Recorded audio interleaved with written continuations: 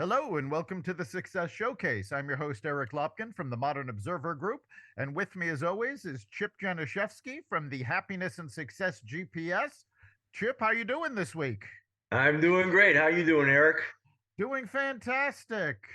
It's hard to believe it's January 30th and we've only had a dusting of snow this whole month. So I'm not. Yeah, don't jinx it. No, We've had in previous years, we've had very light winters, and then February comes and we're hit with blizzard after blizzard. So, oh well.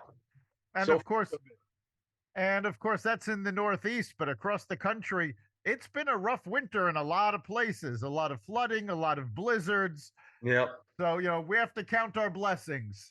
absolutely. So, but anyway, speaking of a blessing, I've had a blessing to meet Camille Hudson through networking in our local Chamber of Commerce here, and Camille has got quite an interesting background and has a really, really neat business that I'm sure we're going to learn all about today. So, uh, welcome, Camille. Good morning, or good afternoon, I should say. Well, Camille, why don't you tell us a little bit about yourself? Absolutely. So, as you mentioned, I'm Camille. I am from the Connecticut area originally. I have been working in corporate for over 20 years and decided at some point that I was going to take the plunge and get into real estate. I actually started flipping houses. I've worked with new construction builders, and then transitioned into a realtor role with Berkshire Hathaway. And from there, I decided that I wanted to go, a different direction with real estate. And it was a moment where I was trying to plan a baby shower for my best friend and couldn't find a location that allowed you to bring in your own food and, that didn't look a little too dated. And I had gone to a panel discussion in Brooklyn about real estate. And the individual was talking about his event spaces he had 5 event spaces in the area. And it just like lit a light bulb in my head, like, this is what I need to be doing out here. There really wasn't a space in the area that people could go to where it was a blank canvas. People could go in, bring in their own food, they can bring in their own drinks. So that's where Warehouse 635 came to be back in May of last year. So not even quite a year yet. Fantastic. Now, you said you were in corporate for 20 years. What did you do in corporate? Primarily in relationship management roles in insurance. I had actually a fashion background in college, but when I left and moved back to Connecticut, naturally, I went into insurance. So I've worked between MetLife, Citigroup. My last role was with Aetna, so I was there the longest in a sales role in national accounts. Okay, but that makes perfect sense to me. With Yeah. a background in fashion and then working as a relationship manager, events is a natural progression to all of that. They all intertwine. All of the skills definitely lend a hand to every single role that I've done, whether it was in insurance, real estate, the event space arena. It all has to do with relationship management and building relationships, maintaining relationships. So it's definitely been helpful. Yeah, and one of the nice things, one of the first things you did when you got involved with this is you did start networking quite a bit to try and get things going, because obviously your biggest challenge is just exposure, letting people know that you're there. Yeah, absolutely. And I'll be the first one to say that I'm not the best with social media. I'm getting better, but I definitely do a lot more networking face to face, joining different groups like the Chamber of Commerce, to meet different individuals, because in reality, anyone can utilize an event space, whether it's business related, personal birthday parties, different milestone events within your life or your family's life. Anyone can utilize the space. So I bring it up probably in every single conversation that I have with just about anyone that I cross paths with.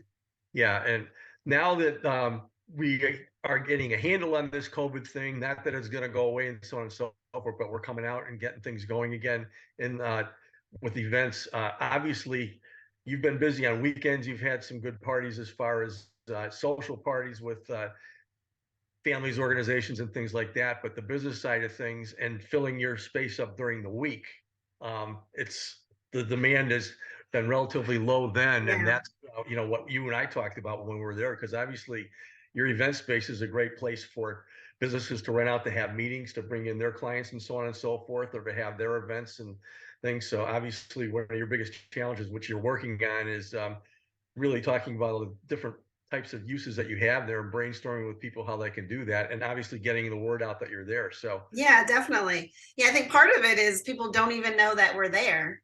But yes, I'm having conversations with different business owners, small businesses primarily, to utilize the space for different workshops, meetings, seminars. I've actually had a couple since the last time you and I met. I've had a couple in the space during the week, real estate related, because I have a lot of real estate contacts, and they offered classes for first-time investors. I've had a few people reach out to do first-time home buyer classes. So I am providing, competitive pricing for hourly rate for individuals, especially small businesses in the area, where they can utilize the space to conduct any type of business, even if it's fitness related. There's a lot of people who do private training classes, fitness classes, that could utilize the space to do larger classes if they would like. There's a wide variety of uses for the space. yeah, and basically you fell into a really nice space that you really didn't have to do a lot to get it going. I lucked out. Big space, you have all the technology, bells and whistles. You actually have an elevated stage where you can have up there or whatever. And so you can do everything from parties and things like that to those classes that you're talking about, and everything in between, which is absolutely. And in addition to that, there's also 2 projectors. So people don't have to worry about bringing in their projector. They also don't even have to connect to the projector. It uses a wireless Miracast system where whatever is on their screen projects right on the projector. I also have a microphone and Bluetooth speaker. So they really just need to come into the space, and they could easily utilize all the equipment that I have available to them. And that's all included in the hourly rate. Yeah. And you do have a very nice event coming up. I think it's this week, isn't it? It's on Thursday, actually.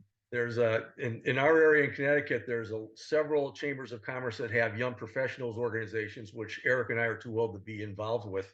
But however, there's a nice regional event of 4 or 5 of them that are coming, and they're having an after hours at Warehouse 635 this week, which is going to be a great chance for you to show off what you have to all the different business owners there too. So yeah, absolutely. I just made the cut. I think I'm a little over the cut actually, but I won't tell anyone. But I'm excited to have everyone in the space and meet everyone in person, and they'll have an opportunity to see how they can use the space for their own businesses. Yeah, it should definitely help with the word of mouth afterwards, for sure. Yeah, absolutely. So I'm excited about that. So, we talked about coming out of COVID, and a lot of businesses have switched over to virtual events. Mm-hmm. They found they're very cost effective.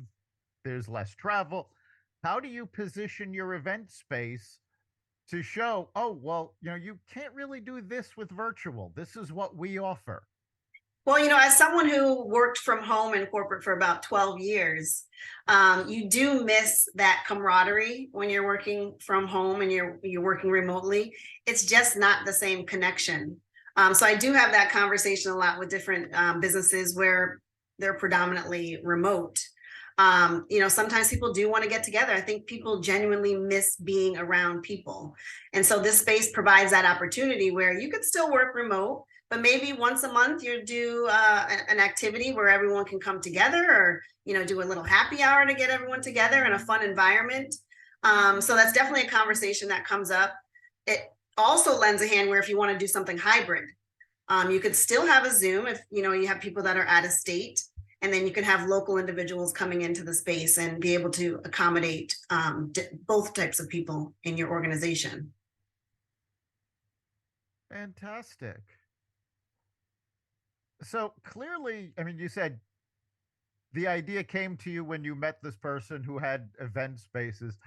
This wasn't where you envisioned yourself ending up. In life? No. No, because when I started my career after college, I thought I would be a fashion merchandiser. I wanted to be a buyer. That was my main goal. But after working in retail for about a year or two, I was like, this is not for me. I don't want any part of this anymore. I definitely thought I'd end up in real estate in some capacity. That I knew. Now, event space wasn't at the top of that list. It honestly wasn't even something that dawned on me that that would be an option, or that even fell into the realm of real estate. But doing it for just about 8 months now, it's where I'm supposed to be. It genuinely is my calling. Right. You hadn't planned on going there, but when the opportunity presented itself, you were able to take advantage of it. So yeah, definitely. How would you advise up and coming entrepreneurs to pay attention to the potential opportunities out there? I think in general, especially in the position that I'm in, the market shifted over the past year or two, where sometimes you have to pivot. And a lot of people have these ideas in their head. They don't necessarily know how to execute it. They don't know where to start. They get this fear in them, like, I'm not going to succeed. I'm going to fail. My biggest advice is just do it. And if you have, I didn't necessarily have someone to go and ask questions to on a regular basis, but with YouTube and all these other resources out there, you could literally just search anything online and get some really good advice from people that have been doing it for significantly longer than you. Or even just in your community, you can go on Facebook and say, hey, does anyone know anyone that does XYZ? And connect with them, ask questions, see how they could be a resource to help propel you to that next level in whatever career direction you're trying to go. But my biggest thing is just do it. Like, what's the worst that could happen? So you fail, so what? You pick it back up and you keep it moving. That's not the worst thing in the world. I love that you said that, because so many people think failure is the worst thing that can happen to them. And they don't realize that failure is a moment. And, right. Whether it's good or bad depends on how you react to it and how you move on. Absolutely. And I think it actually makes you better at what you're doing when you have some failure. Well, one, what not to do next time, but I think it motivates you to really push even harder. And that's the key with anything. Yeah, absolutely. The mindset that every failure, you're one step closer to success. And if you keep that going for yourself, obviously that's the key to just 100. Yeah, 100% true. 100% true. Because that's how it was with flipping houses, actually. Because my first flip, that was a complete disaster. But then 8 houses later, like I said, you know what not to do. I knew what to do to be successful going forward from the very first flip that I started in 2016. All right, so we have to ask, what happened with that first flip? So silly me, I didn't ask when I said I would like the kitchen remodeled, I would like the bathroom remodeled. I guess I was not specific enough to say, that also means I need you to do the plumbing. I also need you to do the electrical. I guess I was too broad. So after I signed the contract and got into the renovation, I realized, we only do carpentry. Oh. We don't do electrical. We don't refinish floors. We don't do any sort of plumbing. So my budget went from, let's just say $20,000 to about $40,000. It literally doubled because I had to get another general contractor to complete all of that work. So you thought you were paying for all of that work and you were just paying for the carpentry.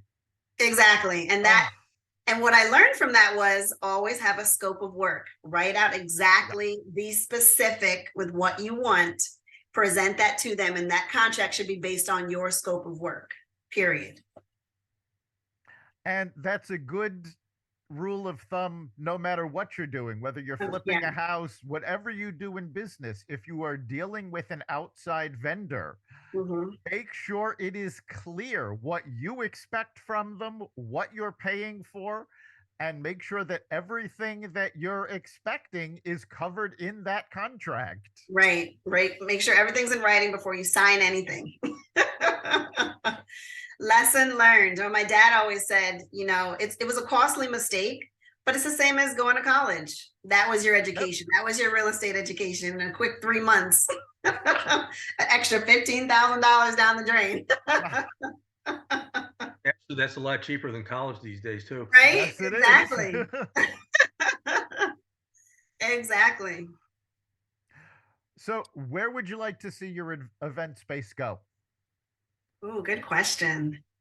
So I think my 1 year mark falls on May 1st. So my short-term goal is I want to hit 100 events by May 1st. That's the short-term goal. Long-term or in general, I want it to be a place, especially for small businesses, to be able to utilize the space to really build their own business.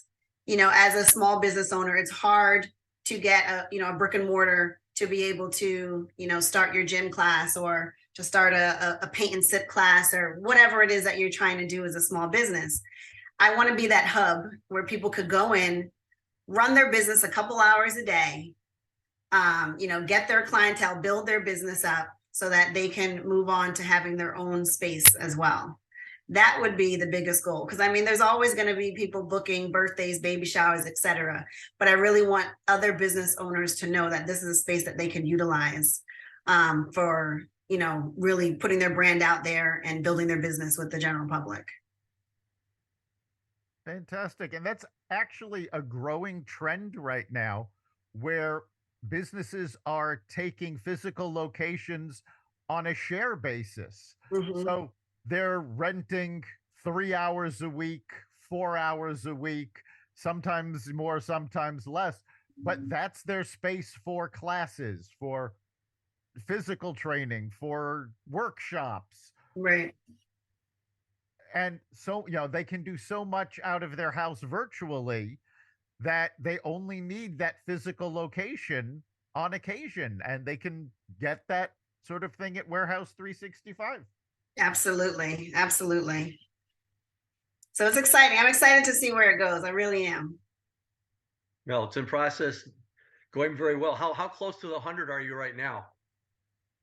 I'm probably about 30 events away. Oh, okay. Yeah. That's great. Yeah, about 30 events. No. My guess is you're going to walk out with a few of them this week when all those young professionals. I hope so. Because we probably have over 100 booked already, but they haven't occurred yet. Yeah. So it'll be really cool to hit 100 events have been held at Warehouse 635. Yep. By the 1 year anniversary. It would be awesome. You're coaching people as to how to use the space. Mm-hmm. I think outside the box, how to use an event space there is really, really important for you. And I know that you're working on that. Obviously, classes, things like that, maybe appreciation events for nonprofits and so on, where they bring all of their donors in there and they see the place. And it's also a thank you on their part. There's so many different ways that you can do that. And, as you mentioned, obviously you're busy over the weekends with all the family stuff and things and events going on there, but Mm-hmm. there's a wealth of opportunities here for you. And I think, I'm so happy you're going to be able to expose this to so many different people this week. Yeah, really excited. And you brought up nonprofit, I do offer a discount for nonprofit organizations to utilize the space. So I do hope I get more groups like that coming in. No, and with them, you bring in, do an appreciation event, you bring in their sponsors, their volunteers, Mm-hmm. their supporters. That's a whole brand new network for you just by having them throw a thank you party to everybody. Right. Absolutely. So you mentioned you've been doing a lot of networking. Obviously, you're talking about the Young Professionals Networking Group. How else have you been getting the word out? Well, I have started to try to push social media. That was a 2023 goal of mine. I'm not as consistent. I honestly don't know how the social media content creators do it. I definitely give them their props, but I've been trying to do that more. I use different websites to post Warehouse 635 on. So I do get a lot of inquiries through that. I have a really cool website that a lot of people go to. So I would say probably half of the inquiries that come in are through the website. And honestly, it's just word of mouth. You know, I interact with a lot of different groups within the area. And I try to bring up Warehouse 635 as often as possible. And that interaction is key. I mean, let's face it, Mhm. nobody's going to buy from you if they don't know you exist. Yeah. Absolutely. Absolutely. And sometimes I'm amazed. And then sometimes I wonder if I'm not doing a good enough job, because some people come in and like, I had no idea you were here. Like, I'm over in this area all the time. I never knew you existed, but it's not, you know, it's kind of in the cut. So you don't necessarily see it on the main road. You're not going to drive past it. So we don't have, you know, that frontage, but that's why I try to have as many conversations about it as possible. And when I meet another small business owner, for example, I do give them some ideas on how they can utilize the space, you know, different things that I'm seeing other people asking for. You know, people want this, and you know, your business falls in line with it. Let's try and do something. We can even partner together to bring something to the public in the space. Yeah, you are in a very good location, even though it's a little bit off of the main road. Yeah, It's yeah, really not hard to find, and it's very easily accessible for a whole lot of people. And yeah, yeah. It's pretty centrally located, and it's free parking, so that's always a plus. Yep. And it's right by Gastro Park, so if you don't want to bring your own food, you can go right over there. Have you worked at connecting with caterers or photographers or, you know, complementary businesses that could use the space, or know of customers that are looking for spaces? Yeah, so I'm starting to meet with a lot more caterers, photographers, etc., that have used the space. So I have a few event planners that have used the space with their clients, I would say 3-4 times now. So I've been trying to interact with them more often. I'm planning an open house when it gets a little bit warmer in the spring.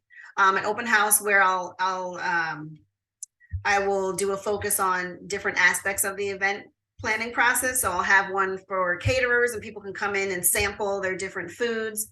I'll have another one with photographers and photo booth operators, 360 camera operators, and then, you know, different aspects of the planning business, so that people can come in, and it also highlights other small businesses in the area, other people that can be hired to be used in the area when they're doing their birthday parties and baby showers, etc. So I'm really trying to involve different local businesses as well, and get more eyes on the space. That's great. We've talked about that on several of our podcasts, just the importance of being part of the local community. Mm-hmm. And how that helps get the word out for your business and also generates goodwill. Right. Absolutely. 100%. I think, you know, it's big. It's a big deal for small businesses to come together. I think we can help each other to grow our businesses. Yeah, we also have a really good educational community there. Colleges around. We have a very nice public school system in the town that we're in, and obviously those are sources of birthday parties and other events. But Mhm. together from that, it's a really good potential network for you too, just to get them in here. I mean, we talked a little bit about maybe getting everybody together, having an open house for all the principals of the schools Mhm. and that kind of thing. Yeah. And you're thinking, you know, you're talking about outside the box stuff, but there's so much potential to get a whole lot of different people together from different aspects. And obviously, if you get schools in there and kids interested in, the word spreads quickly. Yeah, definitely. And even, you know, doing after school programs. I've had someone that wanted to do a mommy and me program, you know, where moms would bring their kids in and do little play groups, which I thought was a really cool idea. So, I mean, it's definitely a good space for that. Yeah, I love that you don't have any preconceptions Mhm. about what kind of event you're going to be hosting. You've got a very flexible space and it lends itself to people's ideas. Yeah, absolutely. And that was my biggest thing. I intentionally left it a blank canvas. So when you go in, it's all white walls, concrete floors, black 14-foot ceiling, completely blank canvas where people can come in and truly put their own imprint on the space. And I'm amazed at how different every single event is set up. I mean, some transform it so much that I see pictures online and I'm like, where is this at? I don't even recognize that it's the same space. I mean, they transformed it that much. But I love seeing it. I love all of it. Excellent. So, I mean, you took advantage of this opportunity as it came up. We've already said you were in corporate for quite a while, but did you always have that entrepreneurial desire? I think so. I think for the most part, I have. I don't know that I tapped into it when I was younger. I kind of stayed focused on going to school, graduating, getting a job, the normal routine. I don't think it was till I was a little bit older and, had a little more confidence in knowing that, okay, this is something I can do, whether I have someone supporting me or not. I'm just going to take a chance on myself and do it. But that definitely came later in life. Yeah. Yeah. I'm glad I did. Yeah. Going stepping stone through real estate into getting into this, obviously they go hand in hand. Yeah. Oh, yeah. Absolutely. Yeah, because it's interesting. I mean, with real estate, as an investor myself, you think about, you buy a property to rent out to someone, for example, you're paying your mortgage on it, you're receiving rent once a month. I look at the event space almost in the same capacity, except I have the potential to get rent from someone every single day of the month. So, I mean, it's a smart investment, and it's still part of real estate in my eyes. Nice. That's a great way to look at it. Mm-hmm. All right. So we are coming up on the end of our time. So if someone wants to get more information about Warehouse 365, how can they do so? They can contact Warehouse 635 by going to our website, www.warehouse635.com. Slew of information on there. Also has a option where you can book an event or schedule a time to just do a tour. And again, my name is Camille. I'm the owner and the person who will be responding to all your messages. Okay, I want you to repeat the website because I might have heard it wrong. Say it again. The website is www.warehouse635.com. It's 635. 635, yes. Okay, I've been saying it wrong the whole time. You should have corrected me. I was doing it subtly.